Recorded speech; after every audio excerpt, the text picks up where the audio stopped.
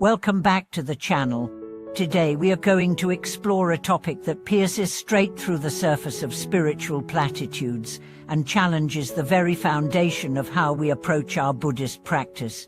The question we'll dive into is this: is having Buddha in your heart enough? Many practitioners begin with sincerity, cultivating reverence and reciting the name of the Buddha. But in the teachings of Khenpo Sherab Zangpo, we are reminded with compassion and clarity that alone is not enough.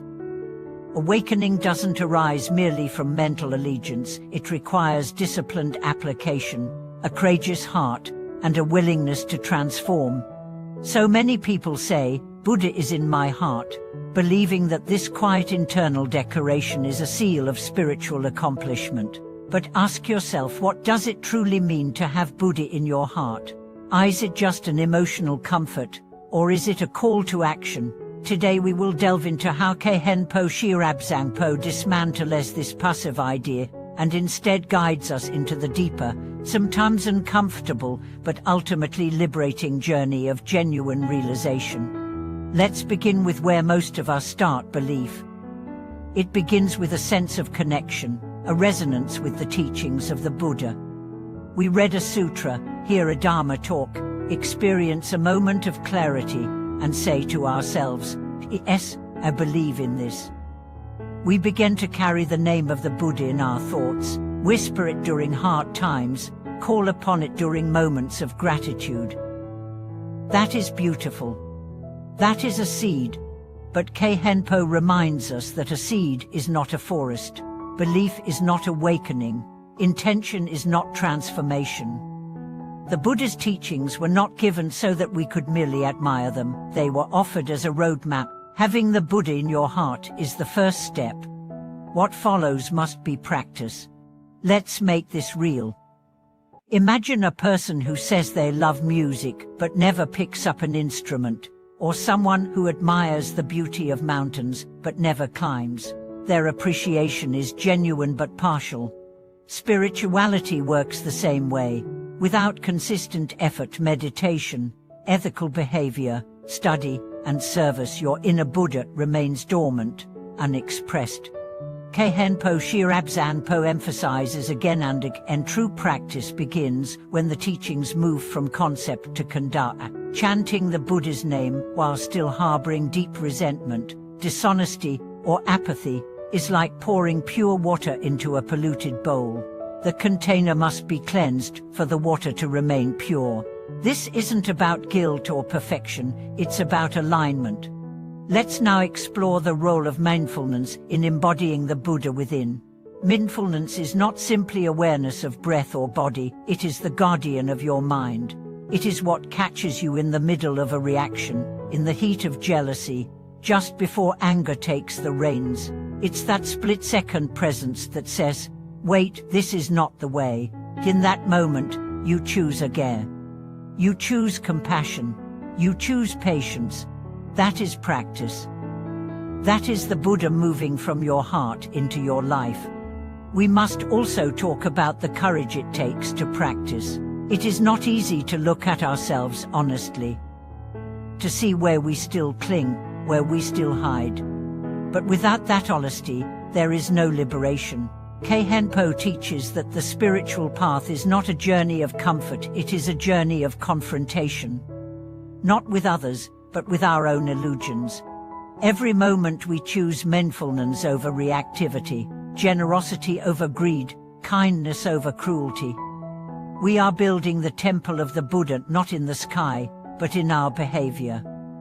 And this temple, unlike statues or scriptures, breathes with life. It changes people. It creates ripples of healing. Let's go deeper into the implications of passive belief. What happens when we claim faith without action? Over time, spiritual stagnation sets in. We begin to mistake inspiration for realization.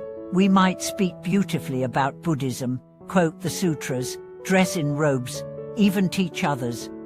But if our minds are still ruled by ego, if our hearts remain closed to the suffering of others, then the Buddha we claim to carry is still outside of us.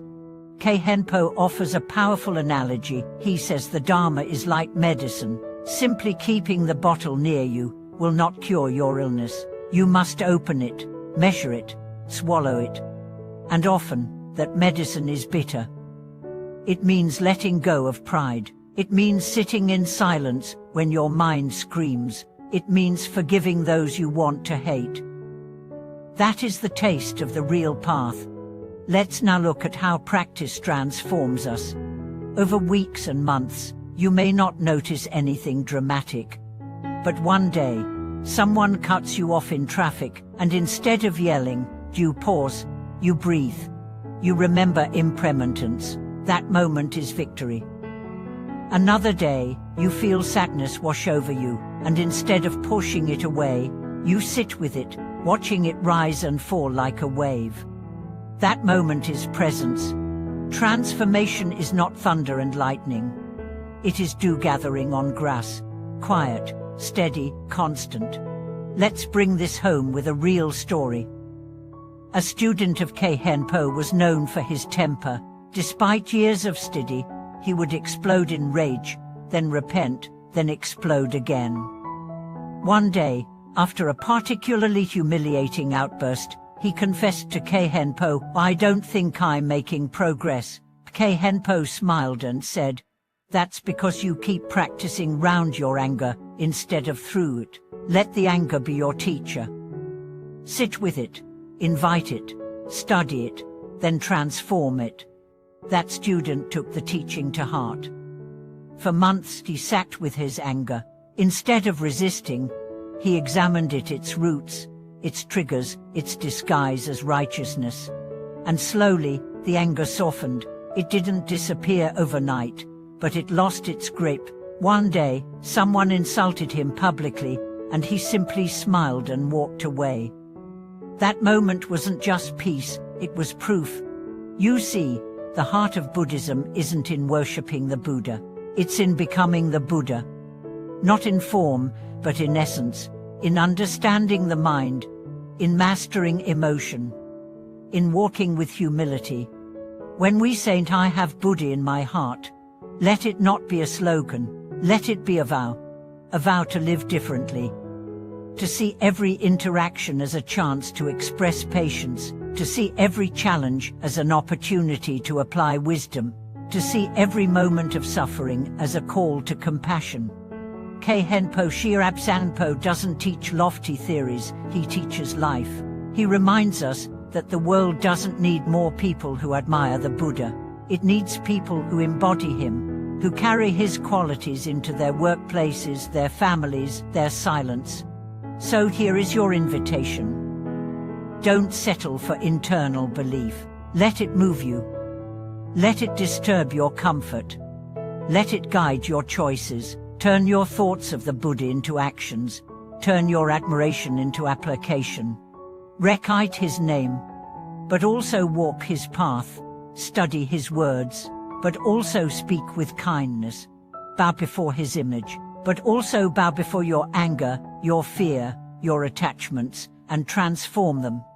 Because ultimately, the proof that Buddha is in your heart is not in what you feel. It's in how you live. Thank you for watching this video.